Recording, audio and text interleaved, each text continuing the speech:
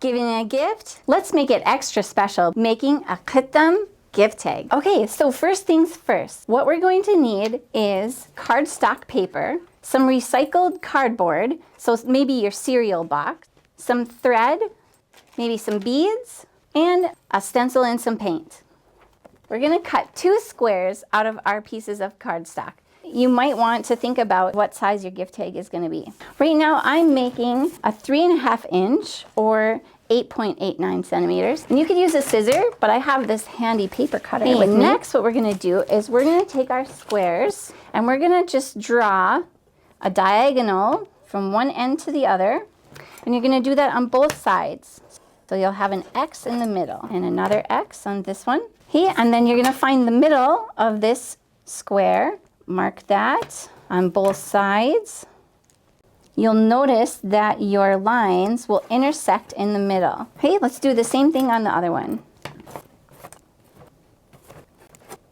Great, so now what we're gonna do is we're gonna take our 2 squares, using some double-sided tape, rotate it. This line should line up with this line, and this line, this diagonal line, should line up with that diagonal. And now we have an 8-pointed star. Let's take this star and we're gonna trace it onto our cereal box. Great, and do a second one. Okay, next what we're gonna do is we're gonna cut this out. Okay, next what we're gonna do is we are going to number our 8 points. I'm just gonna write the number 1, then 2, then 3. So I'm using pencil so that I can erase these lines later. Now that we have our 8 points, we're going to cut the holes. And what I want you to do is make sure that you're not too close to the edge.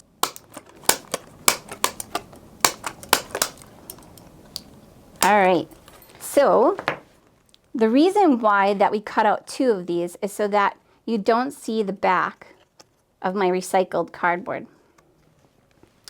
So I'm gonna glue that on after we're done.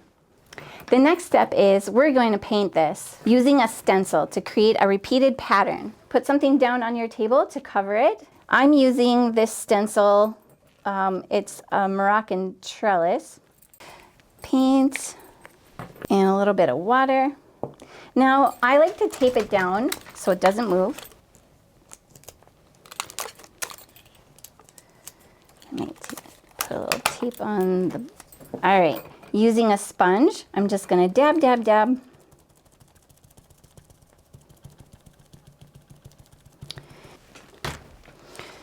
All right, once that's dry, wow, I love repeating patterns. They're so satisfying. Okay, so next what we need is our thread. We need about 6 feet of thread. So you can use embroidery thread or any kind of string. So I'm using a plastic needle. You don't have to if you don't have one. It's not necessary. It just makes it go a little bit faster.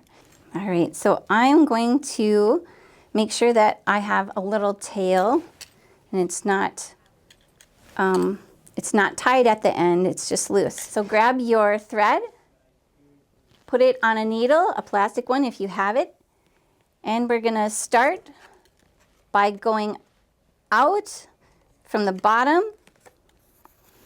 on hole number 1. Leave about a 5-inch tail. I'm going to put a little piece of tape to hold that there. Then we're going to go in at number 4, pull tight. Then we're going to go out at number 3 and in at number 6, and then out at number 5, in at number 8, out at 7, and in at 2. Halfway done. Out at 1, in at 6, out at 7, in at 4, out at 5, in at 2, then out at 3, and in at 8. And then to finish up, we're gonna go back to number 1 to create the top loop. So take your needle off. So tie just an overhand knot for now. Okay. Next, what we're gonna do is we're gonna create a tassel that hangs from the bottom. To make a tassel, you just need a bunch of string about the same length, maybe a foot. Fold it, roll it around your 3 fingers, because you are kids, you need 3. And then what you're gonna do is you're gonna make a loop at the top.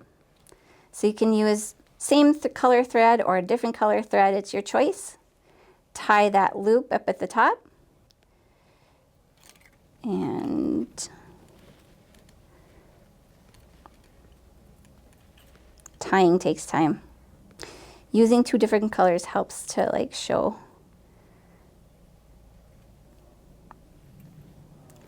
Yep. Actually, I'm going to cut that. Then cut that tail short. Then tie another string through that loop you just created. That way it can hang from the bottom. Okay, for now I'm just going to put an overhand knot until I'm ready for the next step. So down at the bottom, we're just going to cut that off so they're all the same length. And there you have a tassel. If you want, add some beads. Make sure that your beads are wide enough that they can fit 2 strings through them.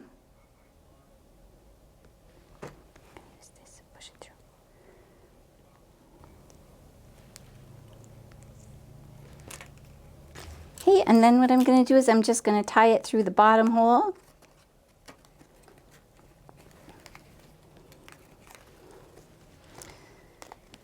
Okay, and the last step is to cover up the back with your second one. And this is our Khatam gift tag. So why don't you try it yourself and show us what you made? Looking for more fun activities? Check out the Muslim Treehouse. Twice a week, we have live programs with over 5,000 Muslim kids from all across the world. The best part, you can pay whatever you want to join. Don't miss out. Go to noorkids.com/treehouse and join us.